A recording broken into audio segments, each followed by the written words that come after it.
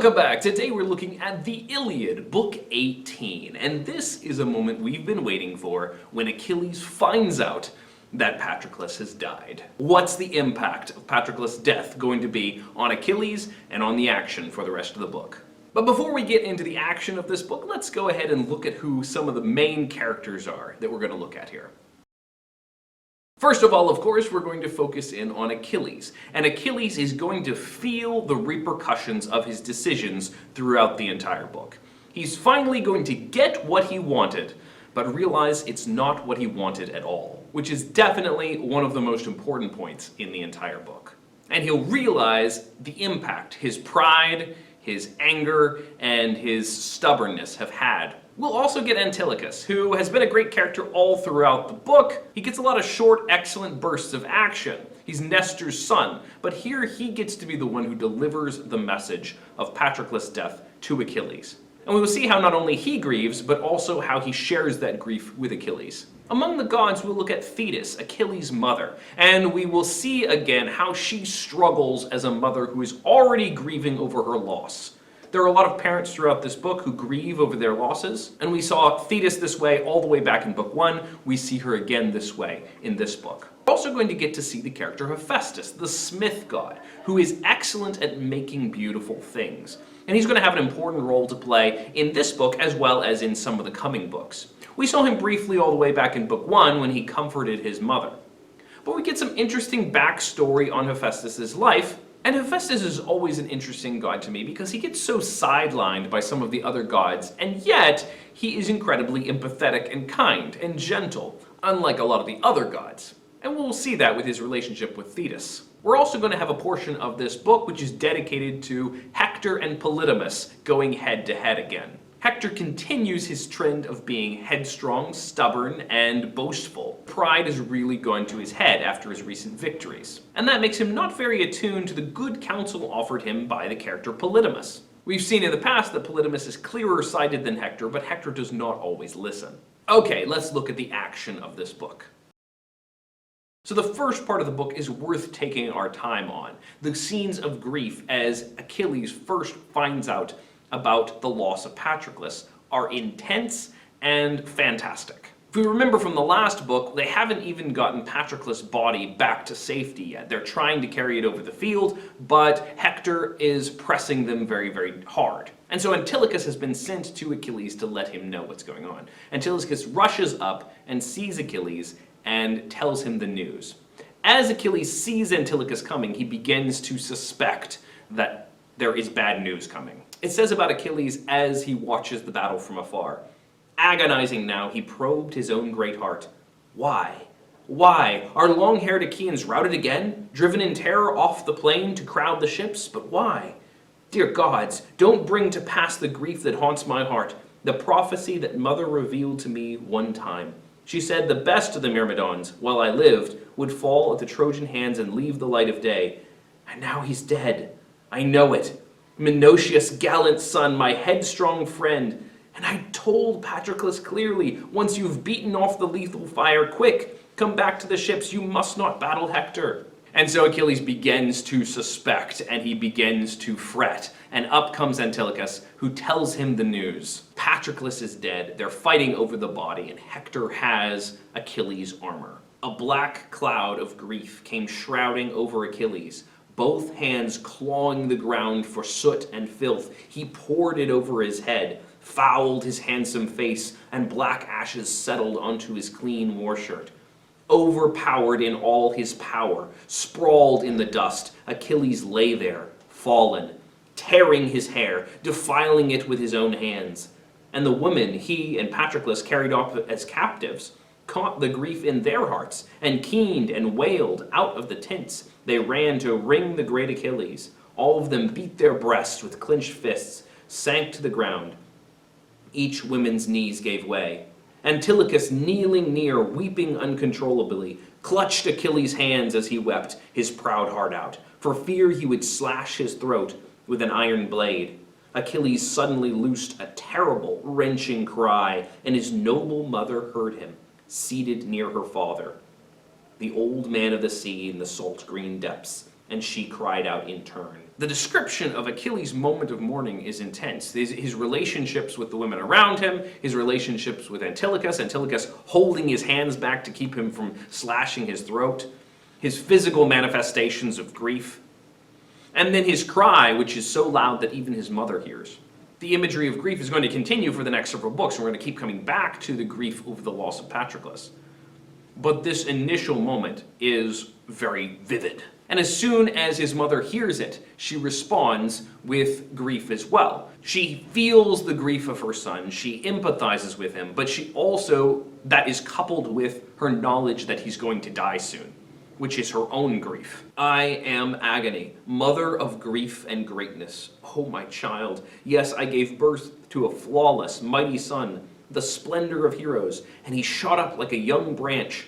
Like a fine tree I reared him, the orchard's crowning glory, but only to send him off in the beaked ships to Troy to battle Trojans. Never again will I embrace him striding home through the doors of Peleus' house. And long as I have him with me, still alive, looking into the sunlight, he is racked with anguish. And I go to his side. Nothing I do can help him. Nothing.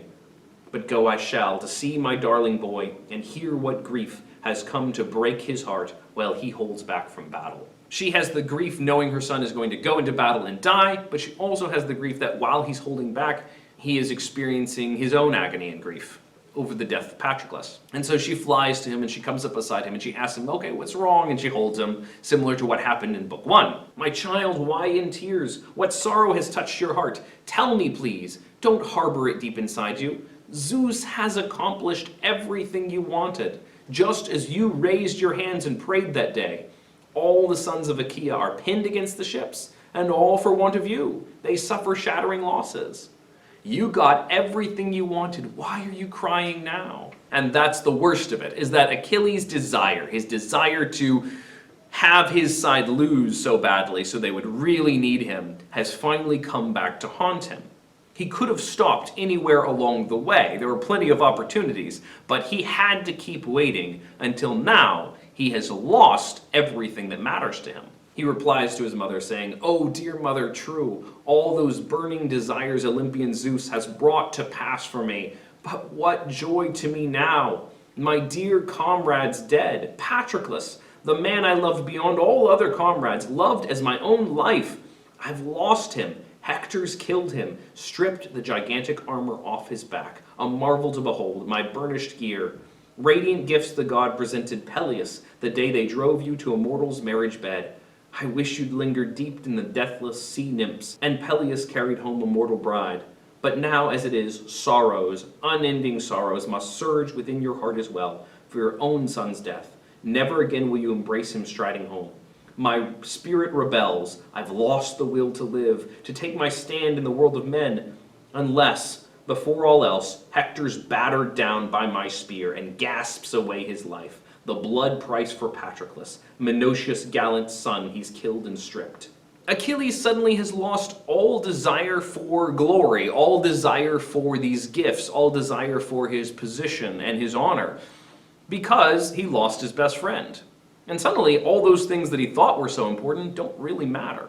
Now all he has left is the desire to get Hector for doing this to his friend. And Thetis reminds him that he is doomed to die shortly after Hector. But Achilles says, "Then let me die at once, since it was not my fate to save my dearest comrade from his death. Look, a world away from his fatherland he's perished, lacking me, my fighting strength to defend him. But now, since I shall not return to my fatherland, nor did I bring one ray of hope to my Patroclus, nor to the rest of all my steadfast comrades, countless ranks sucked down by the mighty Hector. No, here I sit by the ships, a useless, dead weight on the good green earth. I, no man my equal among the bronze-armed Achaeans, not in battle, only in wars of words that others win. If only strife could die from the lives of gods and men, and anger that drives the sanest man to flare in outrage, bitter gall, sweeter than dripping streams of honey, that swarms in people's chests and blinds like smoke, just like the anger Agamemnon, king of men, has roused within me now. Enough. Let bygones be bygones. Done is done. Despite my anguish, I will beat it down, the fury mounting inside me, down by force.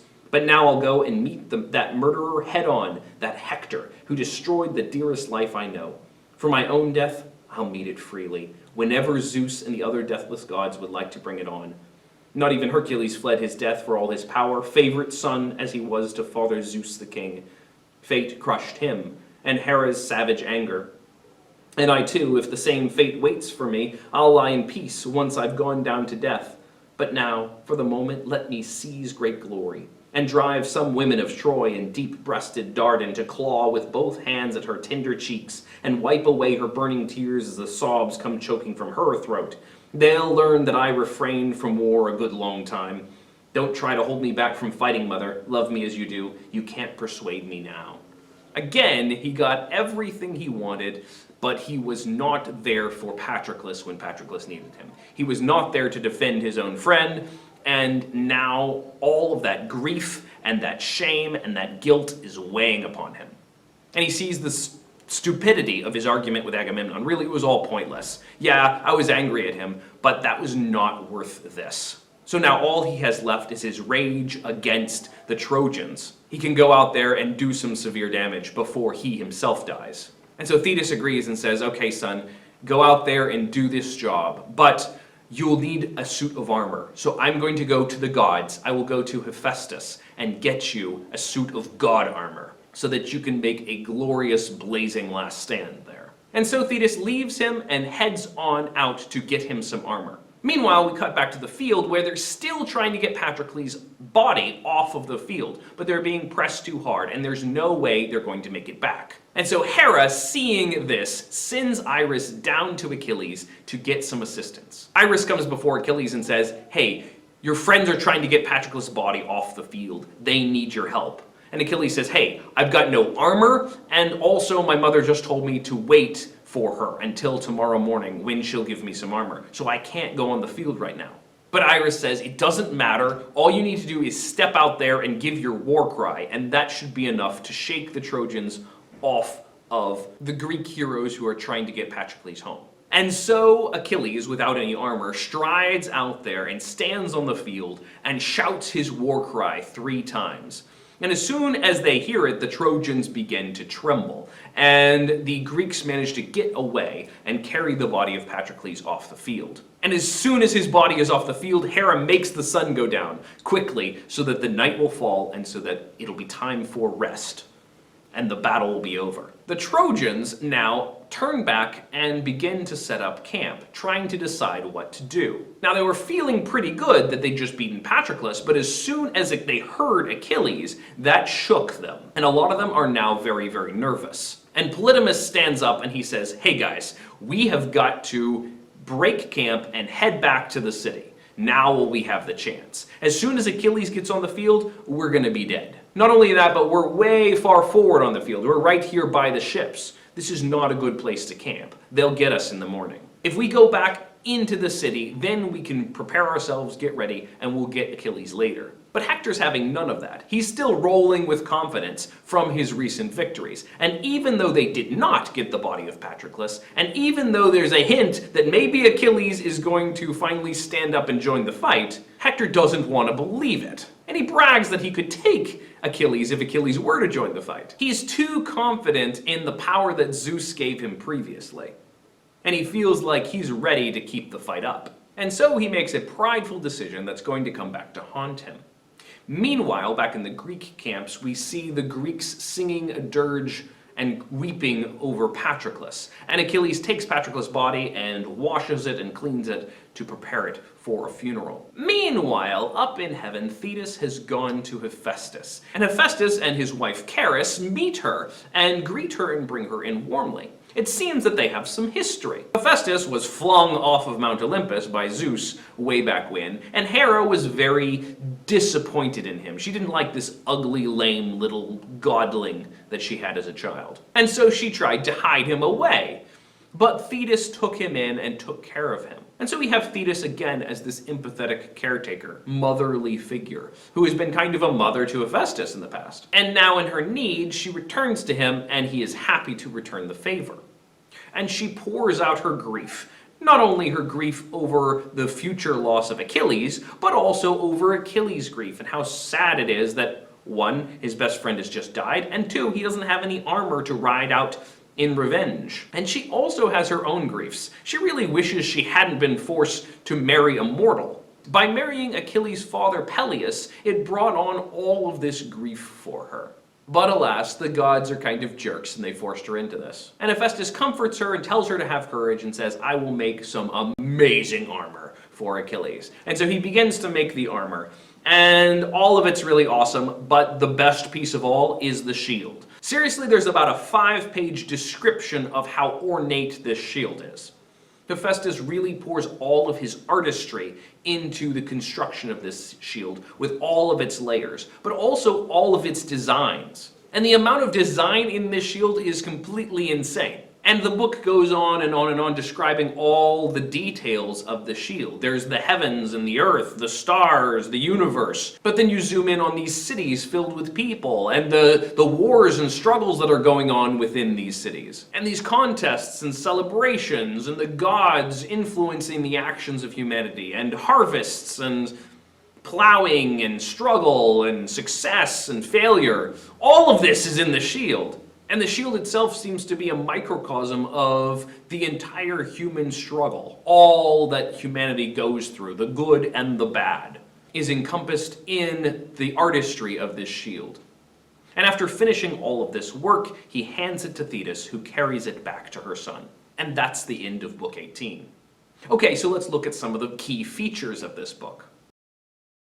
First of all, there is, of course, the powerful themes of this particular moment. The idea of getting everything that you desire, and yet it being an absolute disaster, is, I think, one of the most significant and valuable themes of this book. Our own passions can frequently lead us to pursue things that we think we want, but once we get them, we find they were not at all worth the cost. And therein lies wisdom. This book is also a powerful exploration of the idea of grief. Both the grief of Achilles, as well as the grief of his friends, as well as the grief of his mother, and the impact of loss, which has been a running theme all throughout this book, but here we see it so vividly and so descriptively. Not only that, but there's also the brilliant imagery of the shield of Achilles. It's a vision of art, and perhaps the relationship between art and life, which is something that the great old poets often explored. What's the line between creative art and life and experience?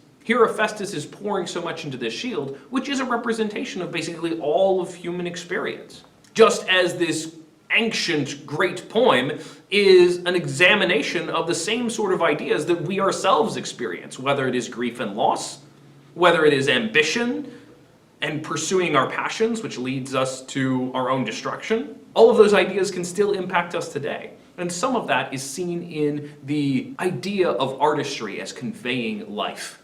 The word for the way that art reflects and mirrors life is mimesis. And this poem shows that to us in the way that it not only reflects true experience, but it also demonstrates characters who create art and create mimesis through their art. And now that we finally have some armor for Achilles, we're going to see how he prepares for battle in the next book. Thanks for watching. You can click to subscribe or watch another video, and I'll see you next time. Bye-bye.